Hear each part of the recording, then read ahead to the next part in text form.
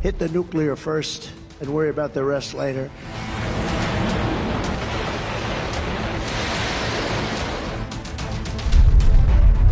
बढ़ रहा है और अब इससे यह सवाल उठ रहा है कि क्या दुनिया तीसरे विश्व युद्ध की तरफ आगे बढ़ रही है।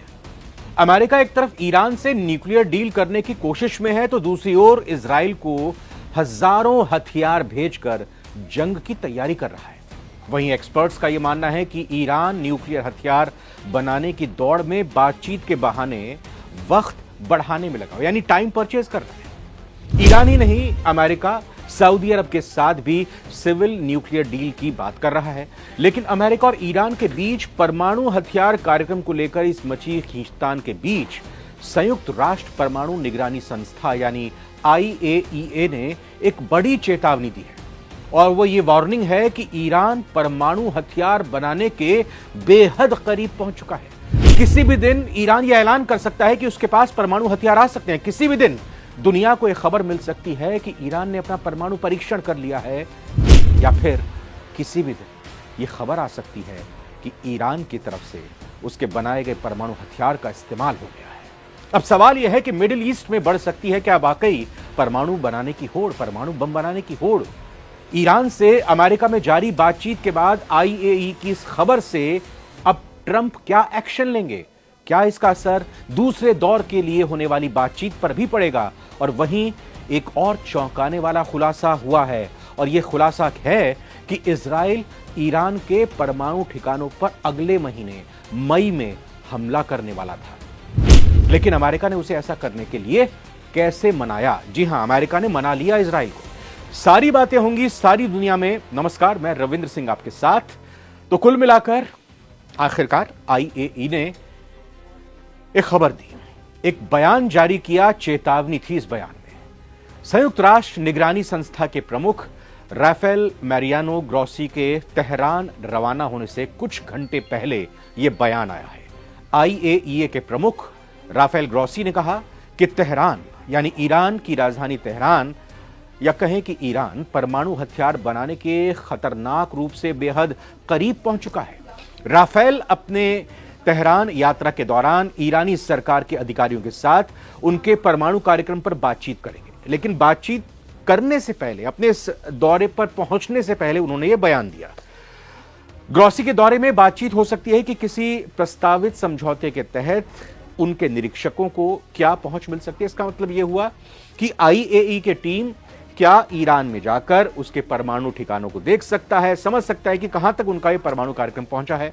IAEA ने यह भी कहा है कि ईरान के पास अब वो सब कुछ मौजूद है जिससे वो विनाश का यह हथियार बनाने के करीब पहुंच चुका है।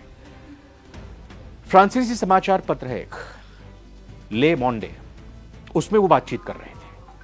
उनकी तरफ से कहा गया कि ईरान परमाणु बम बनाने से बहुत ज्यादा दूर नहीं है। उनके पास परमाणु बम टुकड़ों में मौजूद है, अलग अलग पीसेस हैं। बस अब इन अलग अलग परमाणु बम के टुकड़ों को असेंबल करना है, जोड़ना है और तैयार कर लेना है। और वो एक दिन इसे जोड़ भी सकते हैं। ईरान की बात कर रहे हैं। और इसके पहले कि वो अपना हथियार तैयार कर लें, उसे असेंबल कर लें, उसे बना लें, पूरी दुनिया को, IAEA को, अमेरिका को ईरान की इस जिद को रोकना होगा।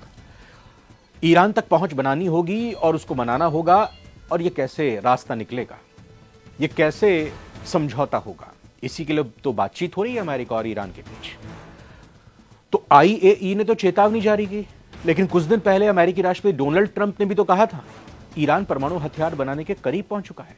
फिलहाल पूरी दुनिया की निगाहें ईरान पर टिक गई हैं, विशेष रूप से अमेरिका, सऊदी अरब और बाकी पश्चिमी देशों में यह बयान IAEA की तरफ से जारी किया गया चिंता का कारण बन गया है। सऊदी अरब की तो कुछ ज्यादा ही चिंता बढ़ गई है, मुसीबत उसके लिए खड़ी हो गई है। साल 2018 में सऊदी क्राउन प्रिंस मोहम्मद बिन सलमान ने एक बयान दिया था कि अगर ईरान परमाणु बम बनाता है तो सऊदी अरब को भी उसी दिशा में कदम उठाना होगा, यानी कि वो भी इस होड़ में शामिल हो जाएगा। ईरान और सऊदी अरब के बीच की जो लड़ाई है वो तो जग जाहिर है। क्राउन प्रिंस यानी सऊदी अरब की तरफ से कहा गया था कि सऊदी अरब परमाणु हथियार वैसे चाहता तो नहीं है, लेकिन अगर ईरान ये परमाणु बम बना लेता है तो सऊदी अरब को भी ये बनाना पड़ेगा, वही करना होगा। अब क्या ईरान अगर ये तैयार कर लेता है, ऐलान कर लेता है, दुनिया को पता चल जाता है, तो फिर सऊदी अरब क्यों पीछे रहेगा? इसके बाद 2022 और 2023 में भी सऊदी अरब की तरफ से इस बयान को दोहराया गया था। यानी बार बार कहा गया कि ईरान ने अगर बना लिया तो सऊदी अरब पीछे नहीं रहेगा। एक इंटरव्यू भी उन्होंने दिया था, उसमें कहा था कि अगर ईरान इस हथियार को, इस परमाणु बम को बना लेता है तो हम परमाणु हथियार विकसित करेंगे, हमें करना पड़ेगा। ये हम क्यों बता रहे हैं आपको?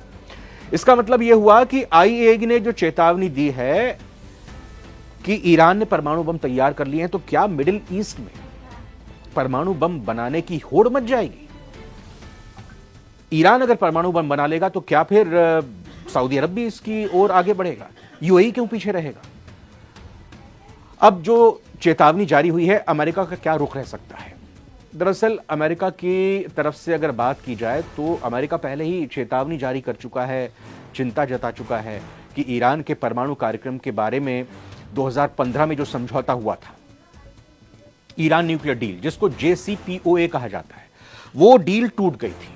और इस डील के टूटने से परमाणु कार्यक्रम को फिर उसके बाद ईरान ने और तेजी के साथ आगे बढ़ा दिया। यानी पहले तो वो समझौते के लिए तैयार हो गया था। उस वक्त ओबामा अमेरिका के राष्ट्रपति हुआ करते थे, लेकिन जब ट्रंप का पहला कार्यकाल शुरू हुआ तो ये डील टूट गई थी। 2018 में अमेरिका के तत्कालीन राष्ट्रपति डोनाल्ड ट्रंप ने इस डील से अमेरिका को बाहर निकाल दिया था। इसके बाद ईरान ने अपने यूरेनियम संवर्धन को, यानी यूरेनियम जिससे परमाणु बम तैयार होता है, उसको इकट्ठा करने के लिए और भी अपनी क्षमता को बढ़ा दिया था, जिससे अब जाकर यह बम बनाना संभव हो गया है, जिसकी पुष्टि भी कर दी गई है। अब इस स्थिति में ईरान का परमाणु हथियार बनाना एक गंभीर दुनिया के लिए, सुरक्षा के लिए, दुनिया के लिहाज से एक चुनौती बन गया है। मिडिल ईस्ट में किस तरह से परमाणु होड़ अब बढ़ जाएगा, क्योंकि एक्सपर्ट्स ये मान रहे हैं कि अगर ईरान सच में परमाणु हथियार बनाता है तो मिडिल ईस्ट में परमाणु हथियारों की होड़ बढ़ जाएगी। सऊदी अरब के अलावा संयुक्त अरब अमीरात यानी यूएई, मिस्र यानी इजिप्ट, तुर्की यानी अब उसका नाम बदल के तुर्की हो गया है, ये तमाम देश भी परमाणु हथियारों को लेकर अपनी नीतियों में बदलाव करेंगे। हो सकता है वो पहले से ही बना चुके हों या बनाने के बेहद करीब, उसका ऐलान कर देंगे, दूसरे देशों से वो परमाणु हथियार खरीदने लगेंगे। पाकिस्तान की स्थिति क्या है? क्योंकि पाकिस्तान कंगाल हो चुका है और पाकिस्तान पर नजर या पाकिस्तान पर दुनिया इसलिए यकीन नहीं करती कि पाकिस्तान के चाहे वैज्ञानिक हो, पाकिस्तान के चाहे बड़े सेना अधिकारी हो, जिनके नियंत्रण में ये पाकिस्तान का परमाणु बम है, इन देशों की जरूरत को पूरा करने के लिए पाकिस्तान उनको इस परमाणु बम को बेच सकता है, सप्लाई कर सकता है। इसीलिए ये एक बेहद बेहद चिंता का विषय पूरी दुनिया के लिए हो चुका है। और अब इन सब चेतावनियों के जारी होने के बीच, बयानों के बीच, सबकी निगाहें टिकी हुई हैं अमेरिका और ईरान के बीच होने वाले दूसरे दौर की बातचीत को लेकर। क्या वाकई में अमेरिका और ईरान के रिश्ते सुधर रहे हैं? अब दूसरे दौर की बातचीत होनी है रोम में। ईरान को अमेरिका ने कहा है कि आप परमाणु बम ना बनाएं, और इस बातचीत में जो ओमान में हुई थी पहले दौर की, आगे इसको एक सकारात्मक कदम के तौर पर देखा जा रहा है दूसरे दौर की बातचीत को, और ओमान की तरफ से ही मध्यस्थता की जाएगी। अब क्या कुछ रास्ता निकलता है इस बातचीत में, जो भ्रम है वो किस तरह से दूर होता है? अमेरिका क्या खुलकर आईएईए की तरफ से जारी की गई चेतावनी पर भी ईरान से बात करेगा? मुद्दे कौन से हो सकते हैं इस बातचीत के, वो भी जान लेना जरूरी है। तो इस बातचीत के जरिए कुछ हल निकले, इस बातचीत के जरिए ईरान मान जाए, परमाणु समझौते पर हस्ताक्षर कर दे, ये सभी चाहते हैं। और क्या ईरान के लिए भी ये भले में रहेगा? ऐसा इसलिए क्योंकि डोनाल्ड ट्रंप धमकी दे चुके हैं, डोनाल्ड ट्रंप चेतावनी जारी कर चुके हैं कि हर हाल में वो चाहते हैं कि परमाणु समझौता हो और परमाणु समझौते पर, परमाणु संधि पर ईरान हस्ताक्षर करे। क्योंकि दोनों देशों के बीच जिस तरह की दुश्मनी, अदावत चली आ रही है, इस दौरान बातचीत के जब रास्ते खुले हैं, बातचीत के जब द्वार खुले हैं, तो इस बीच ये दूसरे दौर की बातचीत के महत्व को समझा जा सकता है। राष्ट्रपति डोनाल्ड ट्रंप धमकी दे चुके हैं, बार बार कह चुके हैं कि अगर करार नहीं हुआ, समझौता नहीं हुआ, तो ईरान के परमाणु कार्यक्रम को निशाना बनाकर हवाई हमले करेंगे। यानी ईरान पर हमला होगा और ईरान के उन ठिकानों पर हमला होगा जहां पर उसने अपने परमाणु कार्यक्रमों को बनाने के लिए रखा हुआ है, महफूज रखा है। भले ही ईरान कह रहा हो कि अंडरग्राउंड, भूमिगत उसके सारे कार्यक्रम चल रहे हैं, लेकिन अमेरिका के पास क्षमता है, अमेरिका के पास वो कैपेसिटी है कि ईरान के इन परमाणु कार्यक्रमों को, इन परमाणु ठिकानों को निशाना बना ले। उम्मीद करनी चाहिए कि दूसरे दौर की बातचीत सही दिशा में आगे बढ़े। लेकिन इस बीच एक और बड़ी खबर निकलकर सामने आई, और वो ये जो हमने आपको पहले बताया था कि ईरान को बर्बाद करने का पूरा प्लान नेतन्याहू बना चुके थे। इजराइल मई में, अगले महीने हमला करने वाला था, लेकिन एक मुलाकात ने लाशों को बिछने से बचा लिया। जी हां, पिछले हफ्ते जिस तरीके से नेतन्याहू की और ट्रंप की मुलाकात हुई, उसी मीटिंग में इस हमले पर ब्रेक लगा दिया गया था। और जो जानकारी मिल रही है उसके मुताबिक इजराइल ये जो हमला करने जा रहा था ईरान पर, उसका निशाना न्यूक्लियर प्लांट ही थे, न्यूक्लियर ठिकाने ही थे ईरान के। लेकिन अमेरिकी राष्ट्रपति ट्रंप ने आखिरी वक्त में इजराइल के प्रधानमंत्री को अटैक करने से रोक लिया कि ऐसा मत करिए। बाकायदा 8 अप्रैल को व्हाइट हाउस में ट्रंप ने नेतन्याहू से जो मुलाकात हुई थी, उसमें ईरान को एक मौका देने के लिए कहा था। टैरिफ पर बातचीत के बहाने इजराइल पीएम ईरान पर हमले की हरी झंडी लेने के लिए अमेरिका गए थे। यानी जो नेतन्याहू की और ट्रंप की मुलाकात हुई थी, उसका मकसद यही था कि हरी झंडी वो ईरान के ठिकानों पर हमला करने के लिए ले रहे थे। लेकिन ट्रंप ने धैर्य रखा, संयम बरता और ईरान के साथ अमेरिका की बातचीत का नेतन्याहू को ऑफर दिया था। नेतन्याहू ने ट्रंप की बात मानते हुए लीबिया स्टाइल में ईरान के साथ डील करने की शर्त रखी। शनिवार को ईरान और अमेरिका की बातचीत से 48 घंटे पहले यह खुलासा हुआ है। अब ये अपने आप में बेहद दिलचस्प हो जाता है कि ईरान की तरफ से खबर आ रही है कि वो एटम बम बनाने के बहुत नजदीक पहुंच चुका है। दूसरी तरफ खबर अमेरिका के लिहाज से निकल कर आती है कि ट्रंप पहले ही कह चुके हैं समझौता नहीं हुआ तो फिर ईरान बचेगा नहीं, ईरान के परमाणु ठिकाने नहीं बचेंगे। और खबर यह भी निकल कर सामने आ जाती है बातचीत के 2 दिन पहले ही कि इजराइल हमले करने वाला था, लेकिन अमेरिका ने रोक लिया था।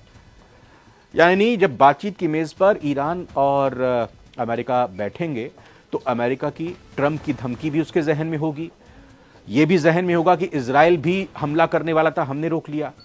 और वहीं अमेरिका के ऑफिशियल्स के भी माइंड में यह बातचीत रहेगी, ये चेतावनी आईएए की तरफ से जारी जो की गई है रहेगी कि ईरान बेहद करीब पहुंच चुका है परमाणु बम बनाने के लिए। तो रोम में होने वाली इस बातचीत से पहले जो माइंड गेम खेले जा रहे हैं, बेहद कूटनीतिक दिशा में अगर देखे जाएं तो दोनों ही अपनी तरफ से झुकने को तैयार नहीं दिखाई देते। लेकिन कभी भी जब बातचीत होती है तो बातचीत इस तरीके से की जाती है कि आप अपने पक्ष को भारी रखने के लिए, अपने पलड़े को भारी रखने की हमेशा कोशिश करते हैं।